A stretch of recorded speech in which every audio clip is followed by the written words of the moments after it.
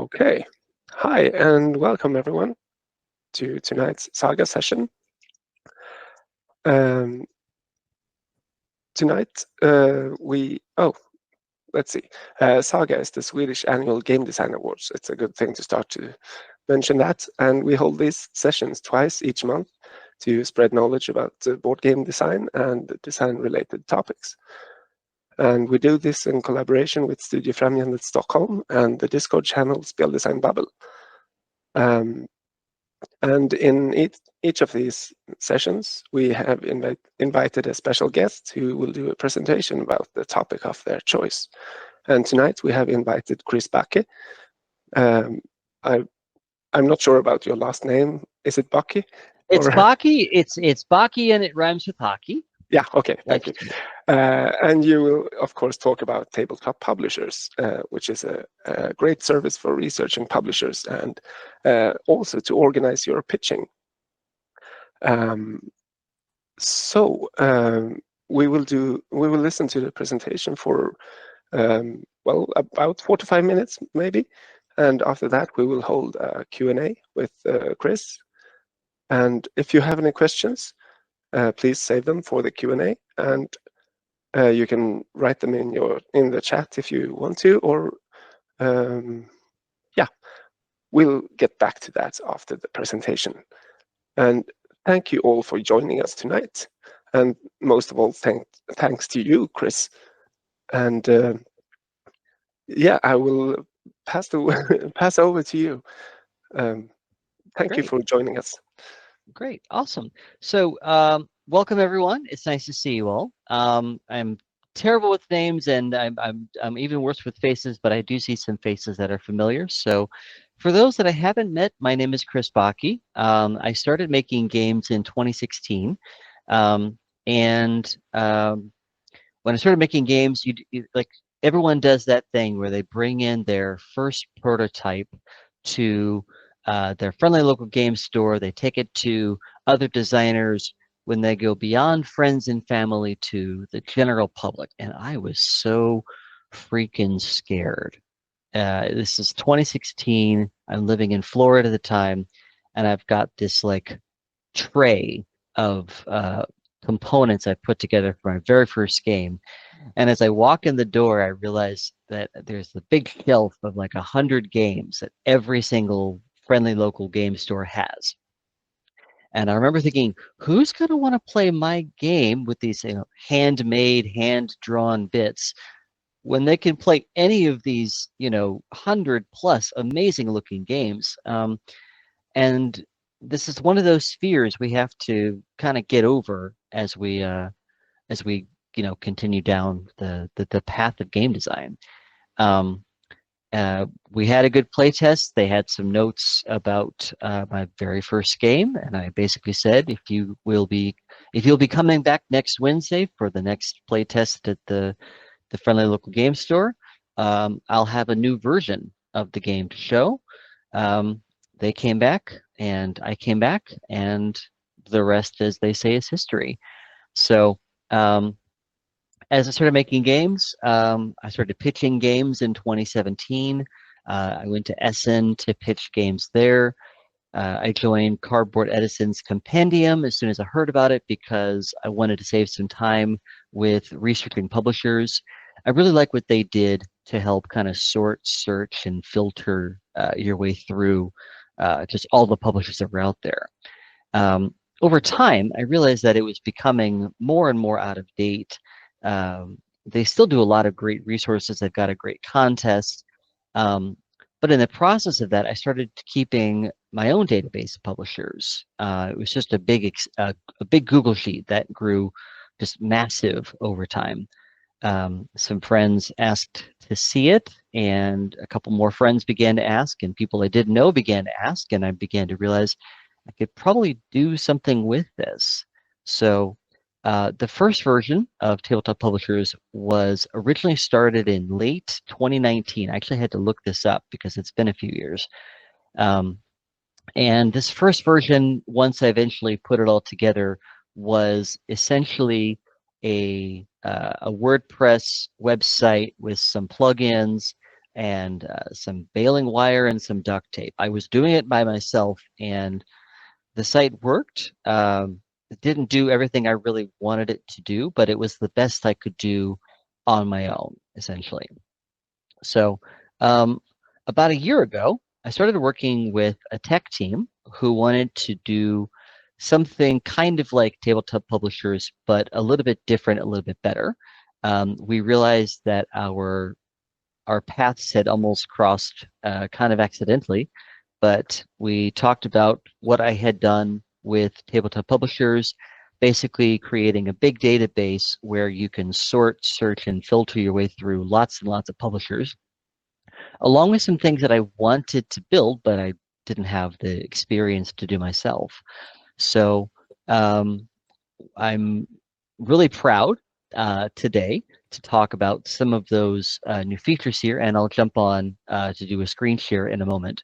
So I will be sharing my screen in a moment to show the current version of the site and the various features that are available on it. So let me actually do that now. So share screen, and this window here. Perfect. Okay, so this is the beginning of Tabletop Publishers. Actually, I'll back up just one step here so I can show the homepage here. And we're going to be actually updating this website here a little bit. But essentially, what you see if you go to tabletoppublishers.com right now, it'll give you some information about the site that'll also be kind of talking about. But essentially, one thing I want to call out here is my goal with this site isn't just to have a database that gets more and more out of date. I make it a point to check every listing about twice a year. Sometimes a bit more if it's a company I'm personally researching, or if I have seen that they change a lot of things or things are changing quickly, then I'll check them out more frequently. But every listing gets checked at least twice a year is the idea. And one way you can see this is on the right side of the site. This is live. This is as of today, September 16. There are 525 publishers in the public-facing database. And for them to be part of this, they need to either have something on their website, their social media, that says they're looking at submissions, or they will have worked with outside designers in the past.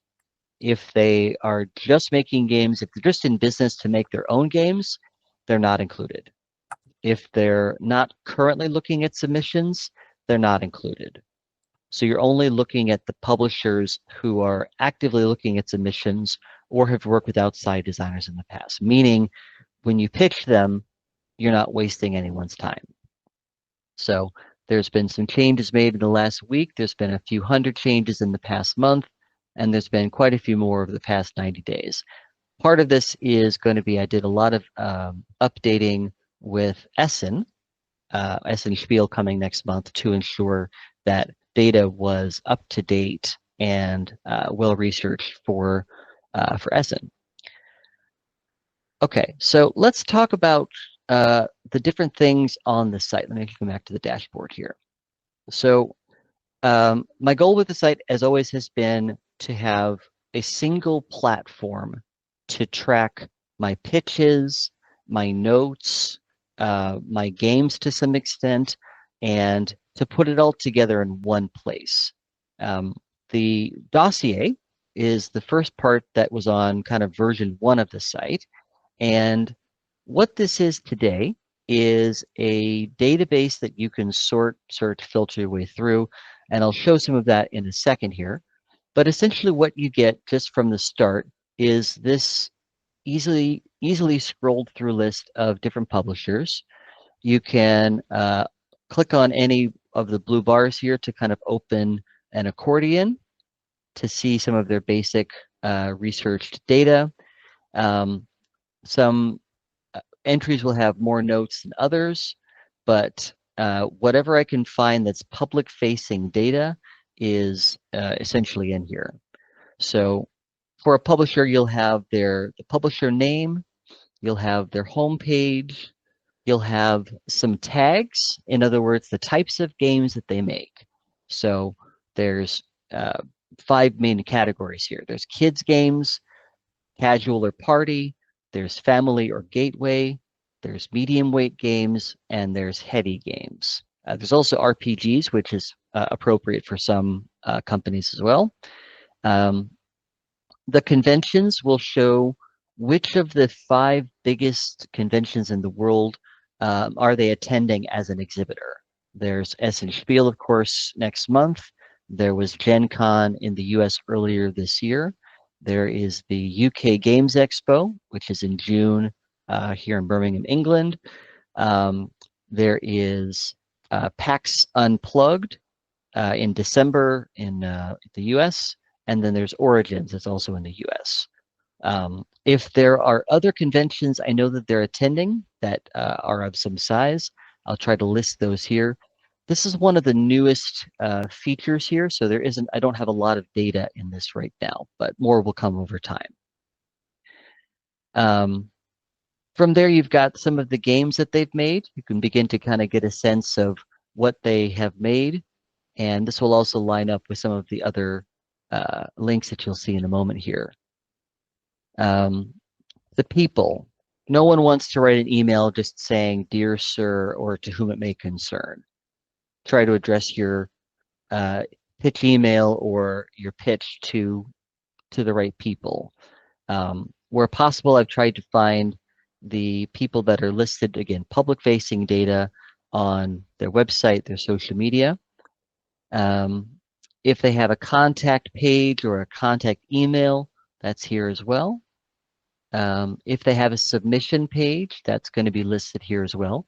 And my goal here is to have the specific link that goes to that company's submission guidelines, their platform, the first place to really get a shortcut to that specific direct link. We'll also have their country, because some folks will want to pitch folks from their home country or neighboring countries. There's also a region here as well. Again, some places will have more notes than others, and we'll also have their direct links to some of their commonly used social media links or whatnot. Virtually every publisher that's worth talking about has a Board Game Geek link, so that'll go to the home page of that publisher. If they have a Facebook page or a Facebook group, it'll go there. If they have a Twitter/X account, if they have an Instagram account, if they have a Discord that's available to the public, and other links that would be available here are all kind of in this thing here. So that's kind of an overview of the data that's available. But again, there are 500 plus publishers. How do we sort this? How do we search through this? One of the tools here that I'm really excited about is this filter tool here. So let's say I'm making a casual game or a party game, and you'll see that there's currently 525 publishers in the database. I don't want to research all of these. So I want you to filter out the folks that will not be a good fit for your game. And I want to emphasize here that the goal here is not to have this site do all of the research for you. A lot of research has been done to get it to this point, and now your job is going to be to filter through it, shortlist some publishers, research them further on your own, and ultimately make the pitch in the way that the publisher wants to be pitched. There's no auto pitching. I'm not doing any pitching for you. Tabletop Publishers is not doing any auto pitching for you.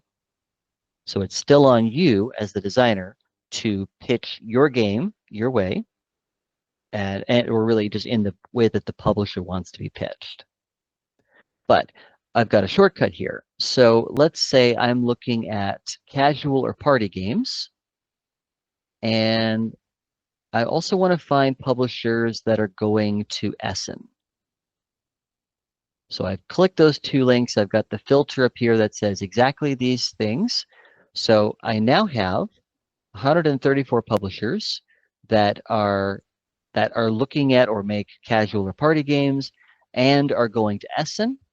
And maybe I want to filter this down even further to say folks from Sweden or the United Kingdom or whatever.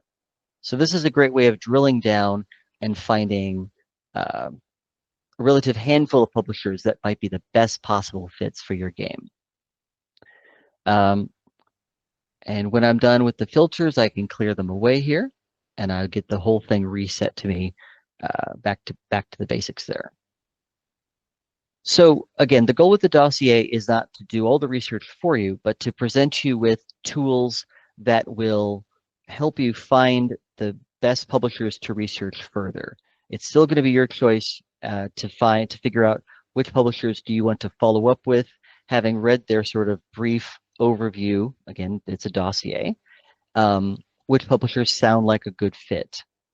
And that's where you take over. That's where some of these other services that we have within Tabletop Publishers begins to take over.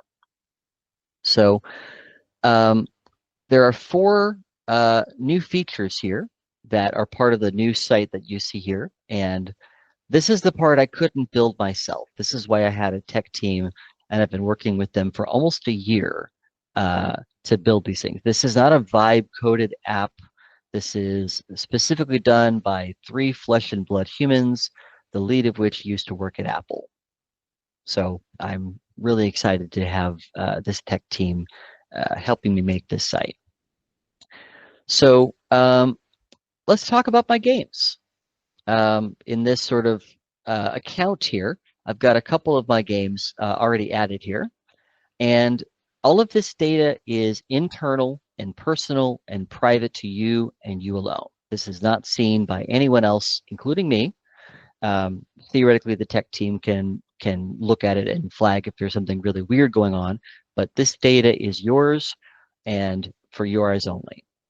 So this is a great way of tracking your games in a dashboard that will expand down the page as many games as you might have. So I'm going to go ahead and add a game now. And again, this info is for your reference only.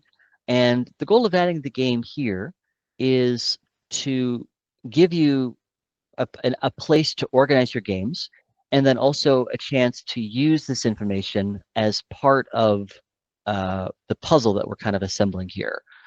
This will make more sense in a minute, but I'm going to go ahead and add one of my games. It's called Doubloon Drop. And for anyone that's been to Festival, this game actually started from us playing with those little like 3D printed coins. So now you drop the coins and you're trying to get them to land on a like a mouse-like mat. So I've got my game name here. I can choose the current status for this game. So I might say develop, iterate, playtest, pitch, signed, or publish. This game is in pitching. And again, this is just for my reference only. And I'm actually just going to try to do this right here, which means I'm going to be looking up at my rules. So this game is a 2 to 6 player game. It is a 5 to 10 minute game. Now, there's a couple of things you can also do here. If you have a bigger game, sort of game that might be a minutes per player, then I might type that in, and I might say this is actually a 20 to 30 minutes per player, or it's just the game will take however long it actually takes. And if you're the sort that's making a longer game, there's also an option there for hours, if you like. But again, this is your details for your eyes only to help you track your game in a single, simple online dashboard you can access from any internet-connected device on the planet. My age range for this is 8 and up. And if you're making kids games, with some publishers, they'll specifically kind of gate the upper range of the age range. So they might say from 6 to 10 years old. And that's a totally normal thing for kids games. But more frequently, it'll just be some minimum age and up. I'm not sure what version I'm on here, but I'm just going to say I'm on version 11. I might add a tagline. I can add some mechanics, some themes. I can add a description down here. And if you're free to just add text in plain text here, but if you know how to use Markdown, then all of the Markdown tools are available to you. This is going to be great for making things like bullet points or bolding, italicizing, things like that. And you can click the preview to see what that would look like. But again, if you just want plain text, it's also going to be just fine with that. It will display in Markdown. But at the end of the day, this is your place to add details about your game for your own sort of information. So I'll click Save. And now I've got all my details here on my left side. The other pieces of the puzzle here are going to be the pitches and the notes, which I'll come back to in a moment. But for right now, I'm going to go back to the rest of my games. And there is some color coding here relating to the status of the game. Because we're here to pitch games, the green color is associated with pitch to say we're ready to pitch this game. So that's games. Next up, I'll talk about my leads. And a lead is a publisher that you have shortlisted. You've gone through the dossier and you've chosen a publisher you want to work with, or you think that might be a good fit. So whether you want to research them more, or if you're convinced you're ready to pitch them, this is where you'll see those shortlisted publishers. So let me go back to the dossier, and I'm going to add a publisher to my shortlist to make it a lead, basically. Let's say I want to pitch AEG. So I've already read through their thing here. I've checked them out, or I've seen enough to go, yes, I want to add this company as a lead. So I'll click this icon here. Okay, so you'll see it's turned orange, and now you'll see it says go to lead. So at this point, I've got two columns here. I've got the data from the dossier on the left, along with the links and everything there. And then I can go in and add notes. So same thing like with the games here, I can add a note to say, want to pitch at Essen, or I think my game ABC would be a great fit. Or again, all the notes here are personal and private to you and you alone. Once you've typed in your notes, you'll click Save. And that's where we get into, I can come back here and go back to leads. So again, my leads are my shortlisted publishers. And for each publisher, it'll have its own little card here. You'll see kind of a quick overview of their information, what they're looking for. And of course, if you just want to go back to their homepage, you can click the link here. You'll also see that note I just typed right here at the bottom. So you'll see some recent activity, essentially. If you've typed any notes, if you've done any pitches to this publisher, this is where you'll see that. Okay, so I can also scroll up to the top of the page here. I can search my leads. If I have a lot of leads here, which I expect most of you will, I want to find that one company, and it automatically filters back through based on the leads in this page here. Okay, so that's my leads. Now it's time to talk about pitches. I've got a couple already here, but I'll add a new one on camera here. So a pitch is one game to one publisher.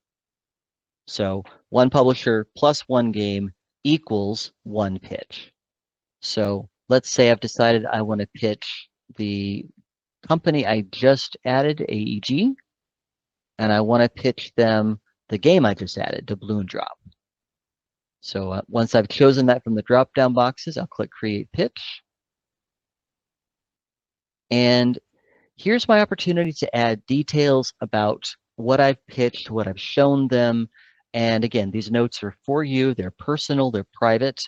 And as soon as I indicate that I've actually pitched them. So by default, it starts in the to pitch status. I can change this to a number of different common statuses. So I might say appointment set, I'm excited now. I might say meeting at Essen, and I'll click that to save it. So the title I typed here will also become the title at the top here. If I don't like that title anymore, or if I just want to come back to the default, I'll delete it, click save, and it will revert to essentially game name to company name. Okay, so my next step might be if I made a note about how I pitched them or how I schedule an appointment, this is my place to take those notes. So reached out to John via email to set appointment. Now, the only part that's required here is the content. You're free to type in a subject or a brief title if you like. But what matters here is this is you taking notes on the pitches that you want to make or the pitches that you have made. Down the line, maybe I'll click pitched to say that I have in fact pitched them. And there are a few statuses that will automatically trigger a follow-up. And there's the follow-up here that just appeared. So by default, it's set for 30 days. After you've pitched a publisher, it might take, and you're free to change the setting here to any amount of days you want or any setup of follow-up here. But essentially, I've changed the status to say that I pitched them, and I can change the default text here to whatever I want. So met at Essen, gave prototype. And if I want to change the follow-up day from automatically 30 days from now, I can change this to any other day I like, or just find it on the calendar. So I'll set it to the end of I'll set it to the beginning of next month. Then I'll confirm that. And that's my follow-up. So what I'm doing here is I'm tracking all of the details of this pitch. I can click through the boxes here to go to my game, the details for my game. I can go here to find the details for the publisher. And the main notes we're seeing here are, again, about that pitch. Again, one pitch equals one game to one publisher. So with all those other things in order here, I now can come back to my dashboard where I see my follow-ups. The same follow-up that I just made is right there. And that is a general overview of the whole thing. I hope that you're inspired. If you subscribe, I hope you're inspired to tell your friends, and there are some social media messages to share there if you like. They're there if you like them, but the important thing is here, your follow-ups are one of the first things you see there. So end of the day, my goal here is to make pitching and researching and taking notes of those pitches as easy as possible to cross-reference and to put it all together. I'm really excited about all of this. As I look at my pitches, I can go back and I can see I pitched this game to this publisher. I can see the status changes. And if I want to group by game, in other words, I can see which games that I pitched this publisher, or click the toggle to say which publishers have I pitched this game to. So you can toggle that to make it show either way. And you'll get a lot more pitches over time, obviously, but this is just for demos. Okay. At this point, I'm happy to open up the floor to questions.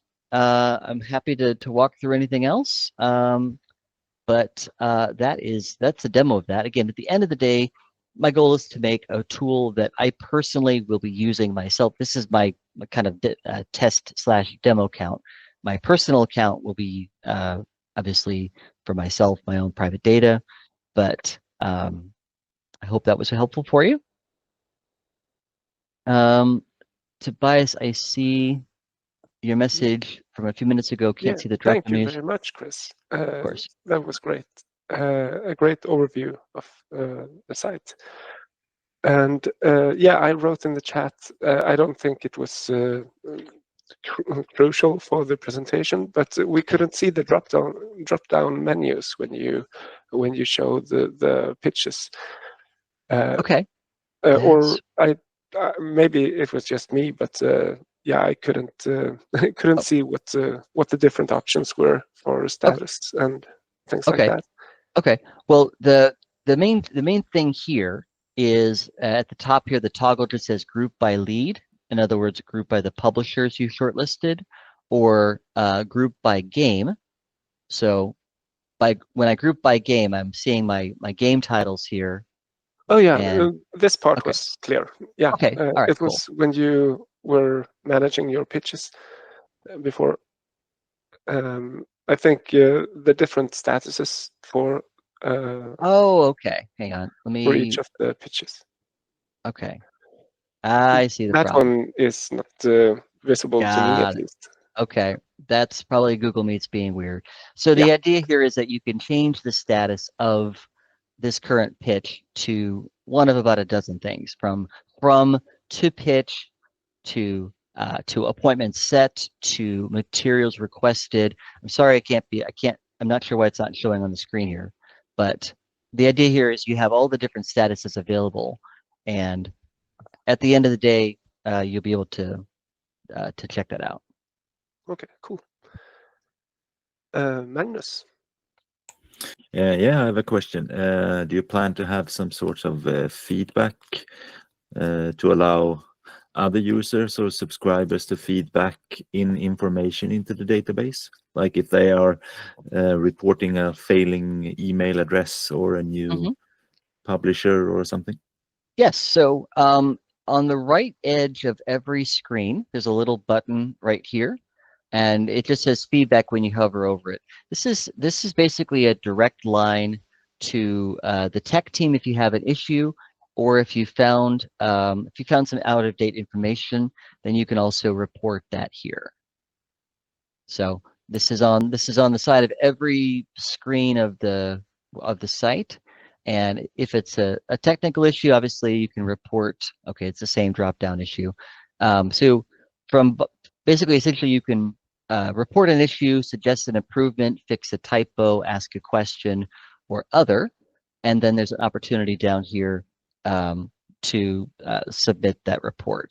And most of the time, this will be seen by the tech team, but if it's a question about content, then they route it to me and I respond from there. Okay.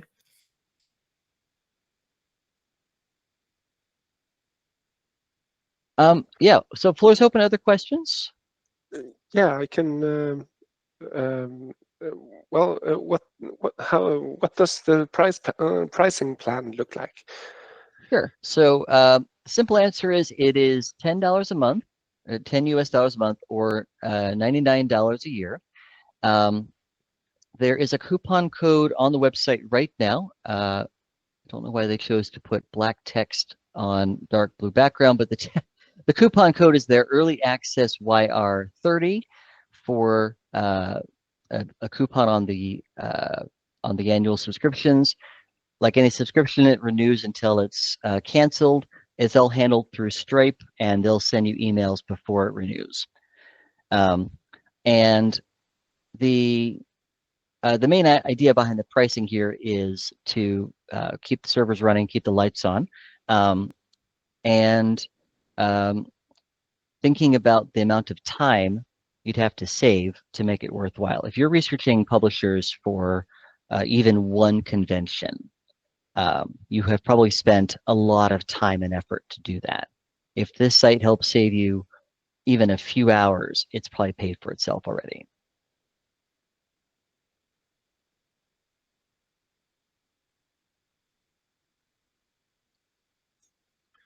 Thank you. Yeah. Other questions? Go ahead. Just one question about the technical backups and stuff like that. If you enter a lot of data and have a lot of information in here. So the simple answer is everything is backed up on servers.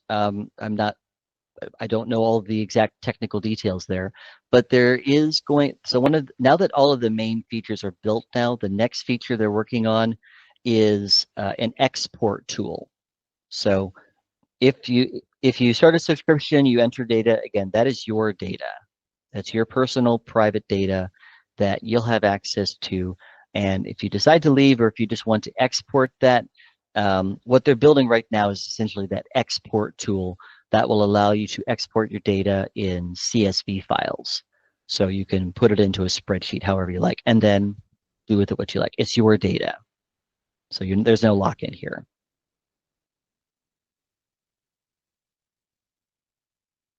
Yeah, sounds Tor, great.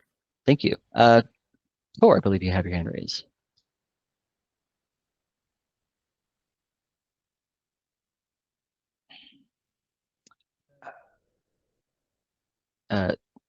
Tobias, how do we Now, do you hear me now?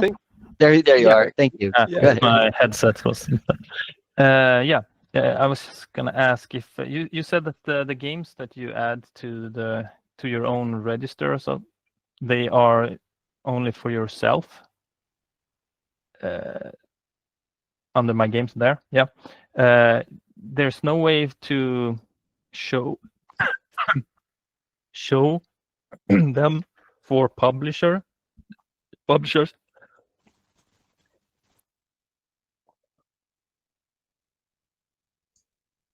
Sorry. It's okay. So I think the question was, is there a way to show this game data to a publisher? Yes. Okay. I'm thinking like if I can add my sell sheet or something for my games, I can use this. I can use it for that as well. Okay, so the simple answer is right now that's something we're looking at. We haven't built anything like that yet. This is meant to be your data for your eyes only. Yeah. But there's certainly elements of creating kind of a micro page or like a compact game page for your game that could certainly be developed. It's a lot of from this point, now that the main features are built, a lot of what's going to happen is really going to come from subscribers and users. So something like that, we've already heard that note from another person, and we're looking at the best way to potentially implement that. So yes, that's a good idea. Thanks. Welcome. Yeah, and again, this is my goal with this is making the tool that I wanted myself. I'm sure all of you have spreadsheets that you've used to balance your games, to try and organize data in a lot of different ways. And spreadsheets are amazing tools. They can do so much with them, but I always feel like I hit kind of a boundary with them. Once the spreadsheet gets to be so big, I become slightly terrified of changing things, because you change one number in the wrong place and it breaks or just doesn't work the way you want it to. So if you've used any sort of CRM tools, either personally or professionally, a lot of this sort of cross-referencing might be familiar. They're amazing tools, and they can often require a lot of configuration, which is why, as we were designing this tool, my goal was to kind of have all the implementation and the customization done for you. So all you have to do is enter your data without having to configure a lot of things. In fact, the settings right now are very basic. I can change this to my dark theme. I can have a default way of grouping the publishers if I want. I can have the theme follow my computer default. And if I want to see some number of publishers or games or whatnot by default. I just personally set it to 100. But again, there's a light theme, there's a dark theme, and a lot of the other features that will be coming up will be coming from user requests. So as you have them, send them in is the idea here. So I'm making a service that's I'm really hoping to make the thing that's best in class here.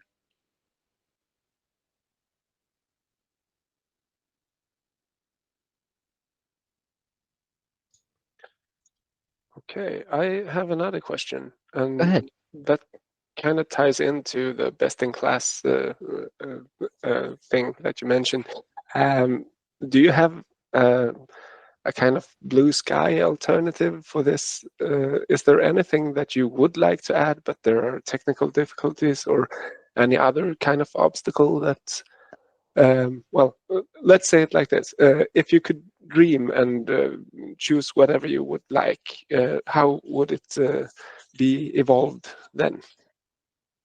So one thing that I'm really thankful for with the tech team is that they have taken some fairly janky looking wireframes I made and converted that into not just code, but well working prototypes to test and show off.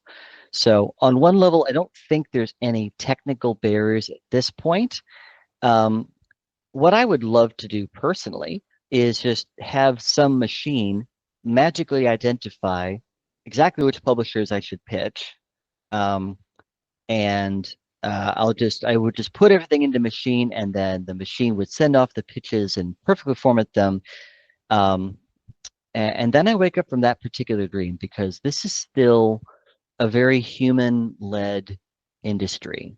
It's still very much based on connections. So I don't want the machines to take over all of those things. So in terms of like creating a technical solution to come up with a feature, I think the only issue there is what features should we be adding, and then what's the best way to put this on a screen that that users can use, whether they're technically proficient or just learn how to use a mouse last year.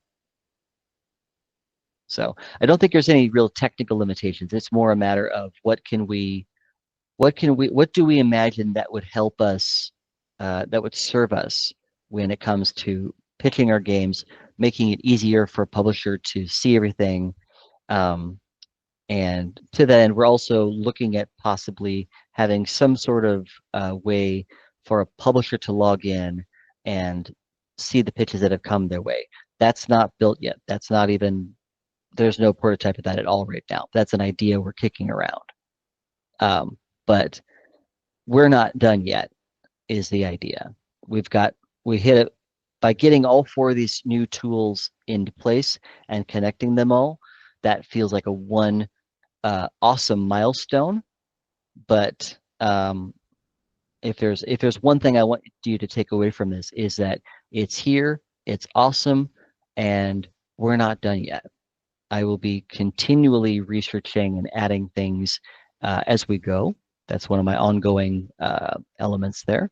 And the tech team will continue to ensure that the system works correctly as it currently is, and we'll continue to add new features as we can think of them.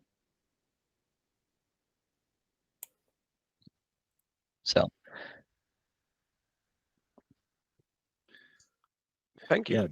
And Magnus, go ahead. Yeah. Do you have any today, any not leads, but are there any publishers involved that check up their own data, or at least verify things? So Go ahead. No, or is it just you being the spider in the net? Okay, so the simple answer is I'm always happy to accept input from publishers. I don't proactively go out asking them to update or verify their data. And this is one part that I do want to make clear here. everything in the database is based on public-facing information. So if it's on their website, if it's in their social media, if they talked about it on a podcast or a video, that's fair game. And the main reason for that is because obviously, as a designer pitching publishers, I'll get to hear personal, private, confidential details. So I'll hear things and know things that I can't put on the database because it's not public-facing data. So that's kind of my firewall, partially to protect myself. The last thing I want to have is a publisher coming back to me going, "Hey, where'd you learn that?" In other words, it's public-facing, and if I need to, I can always go back, figure out where I found it, and then go, "Well, this is where it was." So I have had some publishers ask to see their own record, and I'm happy to send them either a screenshot or just a copy paste of that data. And I'll ask them, if there's anything you'd like me to correct, let me know. Or if there's anything you'd like me to add, please point me to some public-facing page where this has been discussed. And end of the day, this is a way of making sure that what you see on the website is meant to be out there and is meant to be as useful and helpful as it can be without breaching confidentiality. Okay, good. Cool. All right, cool. So yeah, so again, thank you all for watching and paying attention. Again, there's a coupon code on the front screen there. And yeah, $10 a month or $99 a year, minus 30% if you use a coupon code. But I'm going to stop talking commercial stuff here now and simply say thank you for your time. I'm going to stop sharing my screen now. And I'm actually curious to hear from you guys now. Have you been how much have you been pitching over the past couple of months? Tobias, is it okay if we just kind of go around the table Yeah, here? absolutely.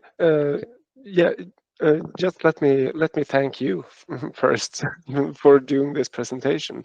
It was really great to see all the features of the new and updated Tabletop Publishers site. Thank you so much. Thank you very much.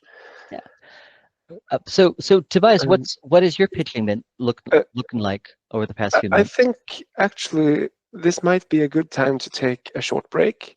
Okay. And we will conclude this the recorded part of the session, and we can discuss pitches and other game design related things after the break. Does that sound good? Perfect. Yeah, cool. So we'll see each other in about 12 minutes. That's 9:30. And thank you all for joining. Thank you. Yeah, see you in a bit.